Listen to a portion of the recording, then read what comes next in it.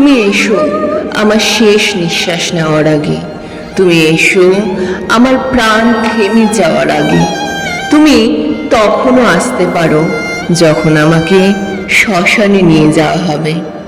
তুমি তখনও আসতে পারো যখন আমাকে চিতায় শোয়ানো হবে।